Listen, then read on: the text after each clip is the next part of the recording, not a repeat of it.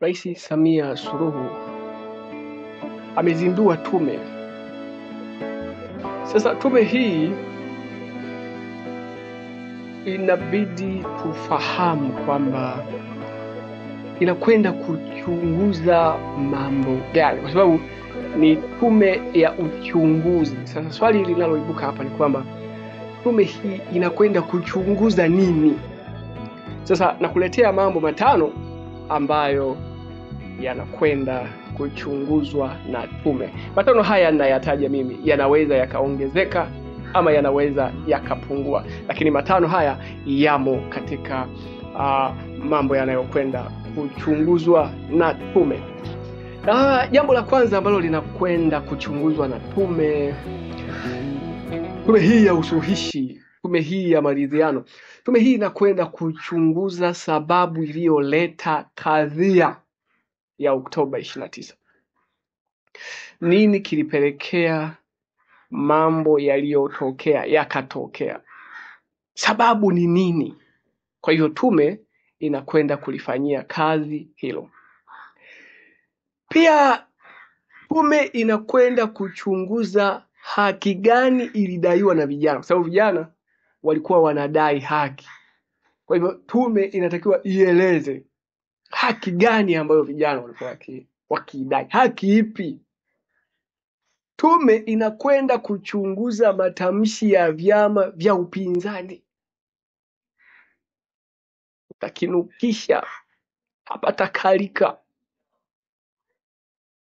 yanakwenda kuchunguzwa yale matamshi. Tume itakuja na majibu. Lakini tume inakwenda kuchunguza kazi ya taasisi zisizokuwa za kiserikali, NGO.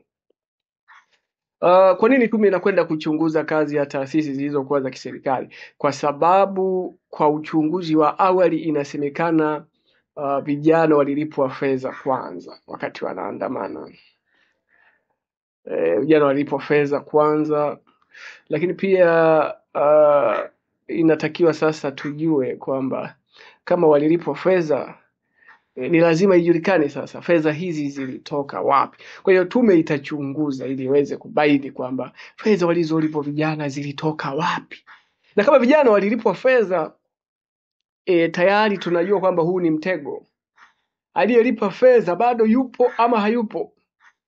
Aliyelipa fedha alichokitaka amekipata ama hajakipata? Kama hajakipata, je, nini kitaendelea huko mbele?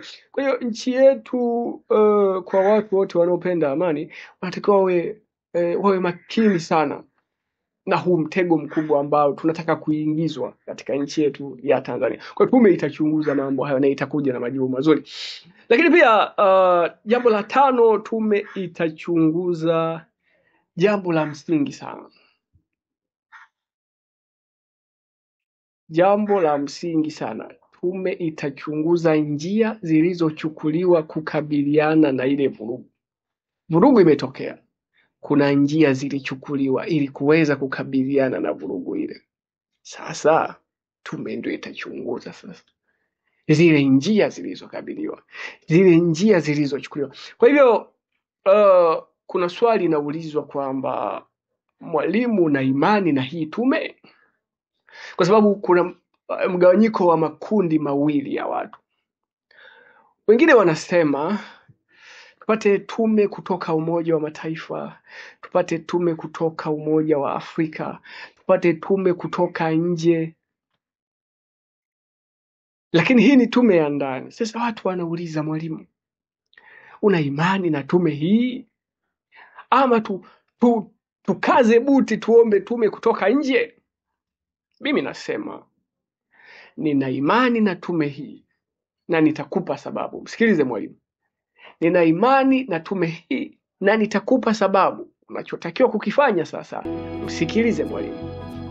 Tume hii iliyoundwa, nina imani nayo na naamini itafanya kazi yake, kwa sababu kwanza yanayokwenda kuchunguzwa ndio yote ambayo yatatuondolea ukakasi, likiwemo hili la njia zilizochukuliwa kukabiliana na ile vurugu. Jambo zuri sana. Lakini tume hii nina imani nayo kwa sababu gani? Tume hii, watu walioteuliwa katika tume, watu 9 walioteuliwa katika tume ni watu ambao wana uzoefu mkubwa. Naomba nikudokeze, watu waliochaguliwa katika tume hii ni watu ambao wana uwezo mkubwa wa kuja na majibu sahihi. Kwa mfano, katika tume tuna wastaafu ambao wamewahi kufanya uchunguzi wa mauaji ya Rwanda genocide. Mauaji ya Rwanda yanatajwa kila sehemu. Tuna mtu katika tume yetu amewahi kufanya uchunguzi wa mauaji ya Rwanda. Sasa kwa nini tuwe na mashaka na tume hii ikiwa tuna mtu aliyechunguza mauaji ya Rwanda na akaja na suluhisho? Mpaka leo naiona Rwanda iko vile ilivyo. Katika tume kuna Profesa Ibrahim.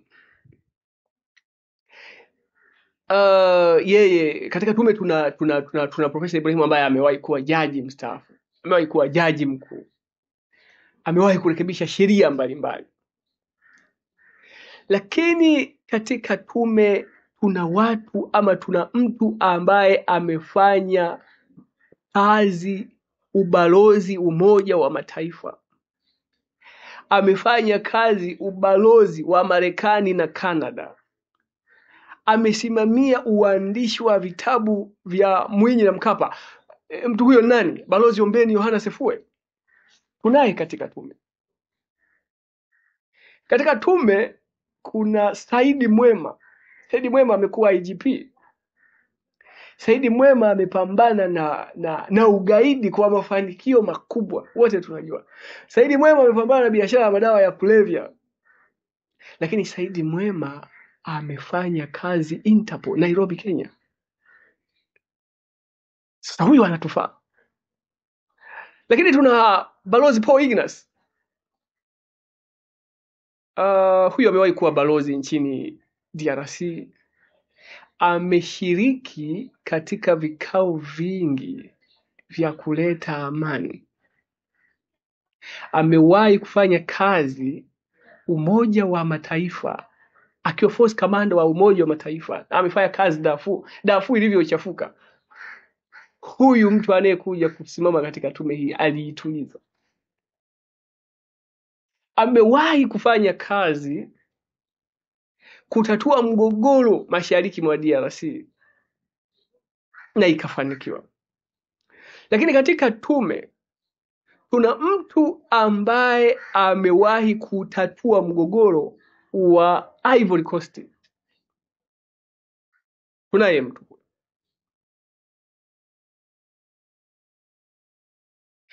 Kuna mtu ambaye amesuluhisha mgogoro wa Sudan katika tume hii. Unapoona leo kuna Sudani Kaskazini na Sudani Kusini, tunaye Joseph ambaye alifanya kazi hii na yupo kwenye tume. Yeye ndio amewasuluhisha Sudan.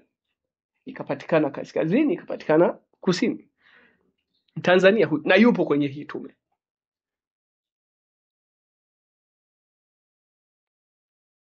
Tuna Balozi Msuya. Yeye amewahi kupewa nishani na rais wa Ufaransa, akatambulika. Lakini tuna Stergomena Tax. Wengi tunamfahamu Stergomena Tax. Stergomena Tax amekuwa mzoefu wa muda mrefu na amewahi kuwa waziri wa ulinzi katika nchi yetu ya Tanzania.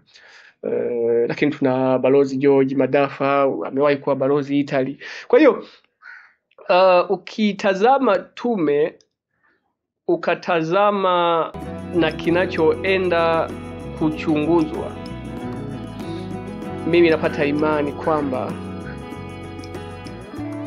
Tanzania inarejea tena katika amani. Na napata imani kwamba tume hii tuipe muda ifanye kazi yake. Kama hatutaridhishwa, tutakuja tena na makala hapa, tutaomba sasa ije tume kutoka nje. Lakini hebu tuipe muda tume hii. Kama ulivyoona, tume ina watu ambao wamesuluhisha mgogoro Rwanda, ina watu wamesuluhisha mgogoro wa Ivory Coast, ina watu wamekwenda kutuliza Darfur, ina watu ambao wamefanya kazi balozi za Italy. Ni watu wazito hawa. kuwaamini na watufanyie kazi hii. Nawatakia siku njema.